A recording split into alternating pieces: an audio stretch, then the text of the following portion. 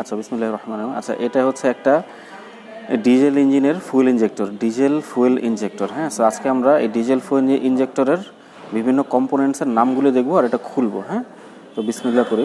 সেটা খুললাম।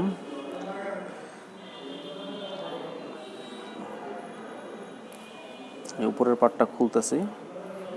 পুরো অ্যাসেম্বল করার পর এটা আমরা নামগুলি জানবো। হ্যাঁ, কী কী আছে আর কীভাবে অ্যাসেম্বল করতে হয়।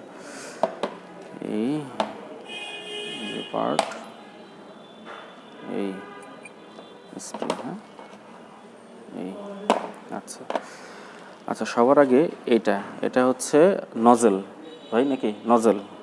আচ্ছা, এটা হচ্ছে আপনার নিডল ভালভ। নিডল ভালভটা নজেলের মধ্যে এভাবে ঢুকে। হ্যাঁ, এটার অ্যাসেম্বলি এই। আচ্ছা, আর এটা হচ্ছে নিডল ভালভ নজেল হোল্ডার। আচ্ছা, তো এই নিডল ভালভ এবং নজেলটা আমরা নজেল হোল্ডারের মধ্যে এইভাবে দিই। হ্যাঁ, এটা এইভাবে থাকে। আচ্ছা, তারপরের অংশটা হচ্ছে, এটা হচ্ছে প্রেশার স্প্রিং এবং এটা হচ্ছে স্পিন্ডল, আর এটা হচ্ছে স্পিন্ডল হোল্ডার, আর এটা হচ্ছে না, এটা হচ্ছে আপনার ইঞ্জেক্টর বডি।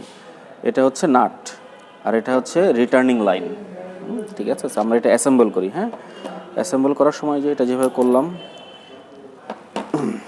আচ্ছা, অ্যাসেম্বল করার সময় আমরা সবার আগে স্প্রিংটা এইখানে দিলাম, তারপর স্পিন্ডলটা এইখানে দিলাম, স্পিন্ডল হোল্ডারটা এইভাবে দিলাম। হ্যাঁ, দেবার পরে এই হচ্ছে আপনার নিডল ভালভ এবং নজেলটা আমরা এই স্পিন্ডল হোল্ডারের এইখানে দিয়ে এটা সম্পূর্ণটা আমরা নজেল হোল্ডারের মধ্যে দিয়ে দিলে এটা লাগিয়ে দিলে সহজ,